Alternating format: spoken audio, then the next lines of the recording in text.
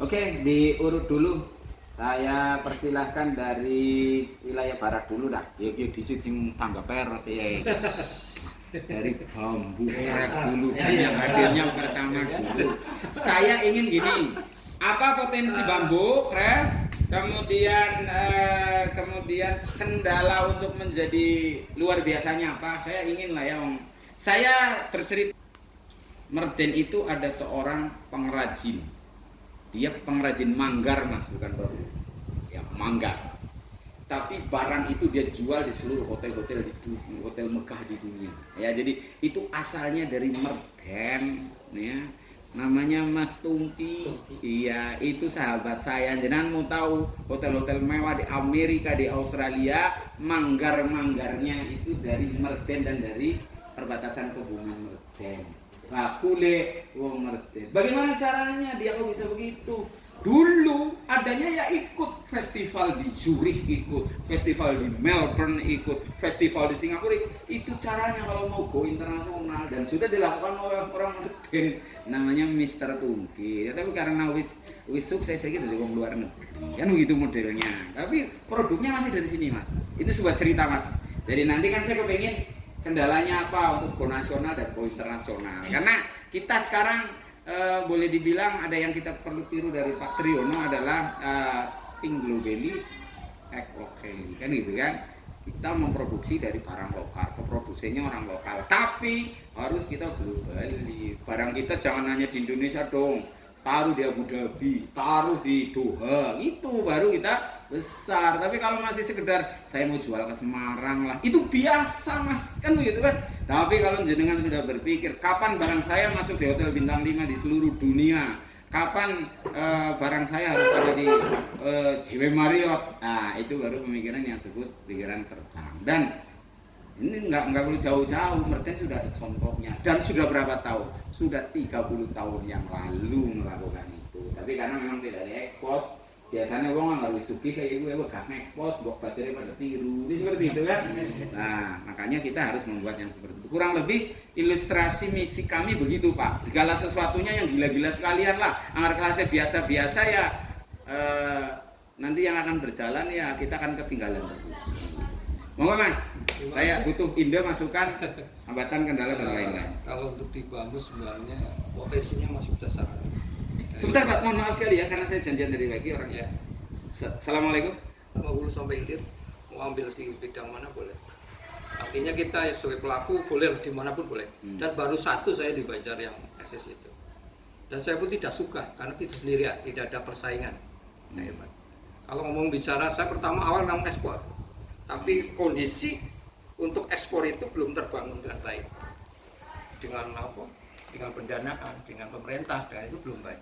Tapi sudah pernah ekspor? Ya, sudah. Sekarang pun besok, ya. Besok pun ini lagi ngerapuk ekspor lah Bali, tapi bukan saya sendiri, kan Bali. Ini lagi lewat Bali? Ya. Oh, artinya itu tadi yang terbaru ini lagi tergarap. Saya kerja dengan petani di Pandanaun dan Kalibening. Baru saya turun tadi habis Jumat, saya turun dari sana untuk mengondisikan yang namanya bambu cendani play kucukannya yang tidak terpakai di sana. Kucukannya pasti dibuang. Nah, kita buat jadi sapu. Ternyata untuk hiasan di Eropa. Yang itu artinya lompatan itu sebenarnya kita dari dulu, tapi kan harus kita mikir ke bawah. Ada apa ke bawah, arti ke bawahnya harus membangun suatu sistem itu. Nah, sistem penggudangan, pabrik, tenaga kerja itu yang harus dipikir sendiri, cari dana sendiri. Ini yang kadang kita sulit mau bicara kita siapa. Ya. Itu. Artinya itu di Banjar seperti itu. Ego sektoral di Banjar negara terlalu tinggi. Saya dengan kerjasama dengan Mas Cina, misalnya Mas Budi, bisa. Tapi dengan orang lain belum tentu. Saya udah deal dengan Mas Budi, tapi orang lain Mas Budi belum tentu. Aja kalau kayak itu udah biasa.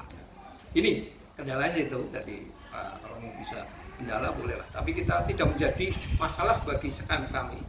Kebetulan kita dari 95 di bambu. Kita sudah keliling Indonesia ya, jalan dari bambu itu. Kan itu artinya itu sebenarnya untuk besar ya sudah terbangun. Karena kita sudah membuat link. Kemarin saja minta kerjasama dari IPB untuk penanaman bambu. Harus ada petani bambu yang terregistrasi. Ketika kita ke dinas minta nomor registrasi tani bambu, tidak bisa mengeluarkan nomornya. Saya pusing juga. Nah, ini kembali lagi Nah ini tanggung jawab siapa buat itu? Kita sudah bergerak.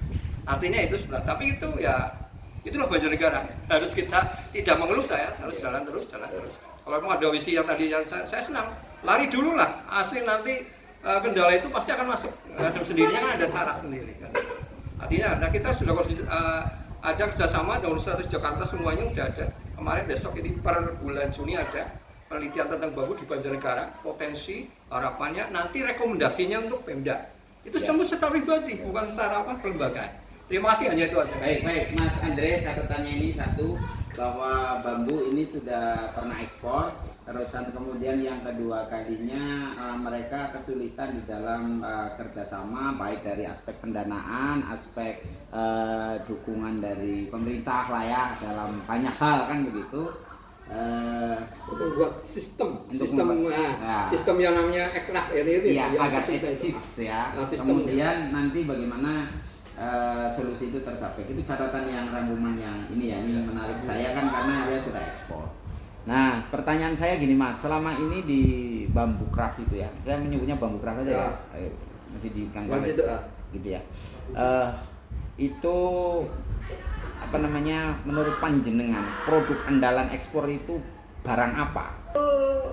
Kemarin itu ada kalau mau ekspor itu sama. Enggak, maksud saya barang andalan. Ada yang dari artinya dari anyamannya sampai konstruksi ada semuanya. Dari kursi ada, dari anyamannya bentuknya ada, gitu.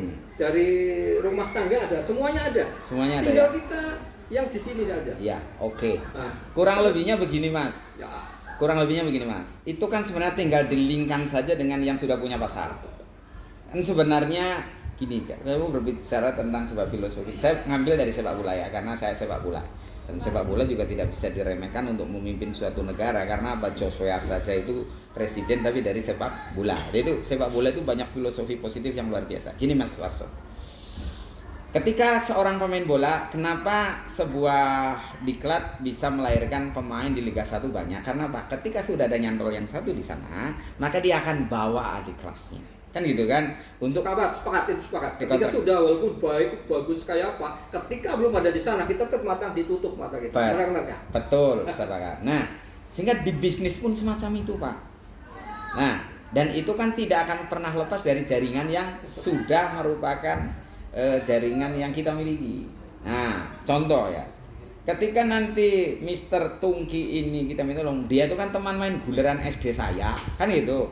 Soalnya bisa nyong bupati, kombo kepriwe carane iki kerajinan Banjar gawa festival nang Eropa. Perkara payu nang diko sing kudu golek pasar. Paling kan bahasa kayak gitu.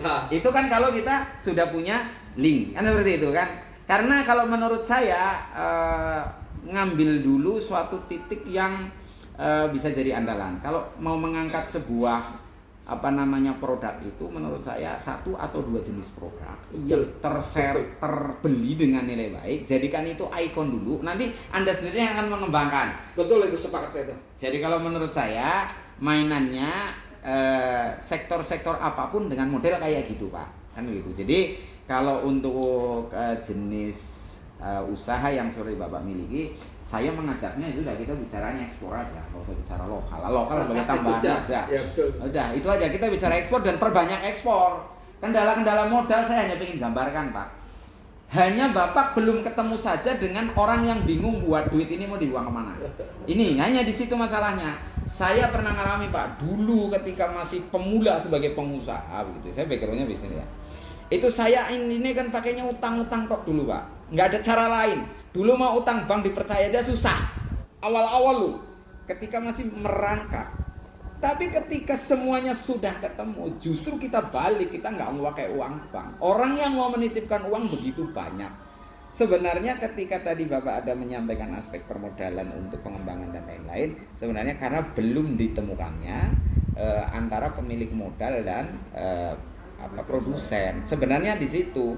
Dan betul memang pemerintah bisa membantu ya dengan berbagai kebijakannya. Tetapi sesungguhnya saya lebih cenderung untuk tidak terlalu mengandalkan sektor dana pemerintah untuk mengembangkan apa saja. Termasuk Banjarnegara ini, katakanlah kalau kita bicaranya hanya utak-utik APBD yang 2,3 triliun itu, maaf ya, kalau kita bupati kok hanya mikir itu, KB Bupati TIN utak-utik. seperti itu kan. Tapi bagaimana menambah menjadi 500 miliar lagi? Bagaimana ada APBN turun ke Kabupaten Banjarnegara? Bagaimana yang dari non pemerintah bisa turun ke Banjarnegara? Itu yang menurut saya perlu kita gali secara maksimal. Dan jadi nanti untuk Pak Warso sebenarnya perlu ada waktu khusus kita diskusi dalam semacam kayak training, kayak semacam diskusi khusus. Hari ini cukup kita catat dulu Pak, tapi gambarannya memang Bupati Banjarnegara itu harus mendorong, kan begitu kan? Kalau kewenangannya kelasnya kabupaten, maaf duitnya sepira ora gitu kan? Tapi ketika kita temukan dengan para mitra kerja, para eksportir yang sudah jadi, maka itu akan ketemu jalan dan kita perbanyak di situ.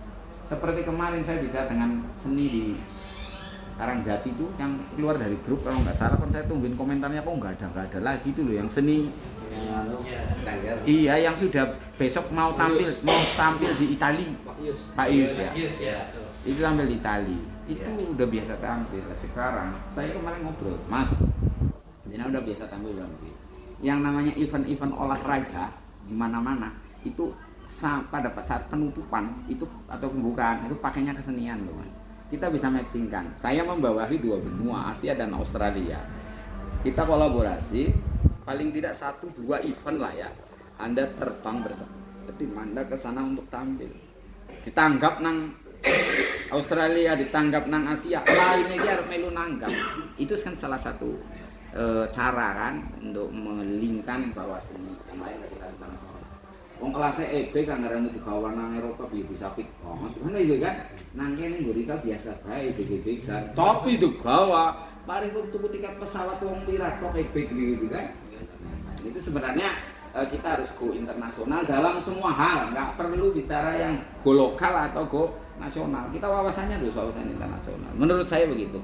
Begitu Pak Warso tanggapan saya yang suatu saat panjenengan bisa buat acara lah, diskusi Pak khusus itu yang udah dinas-dinas terkait, kelompok-kelompok terkait, stakeholder terkait. Nah, saya bisa datang, saya undang nanti Mas Tungkinya Pak.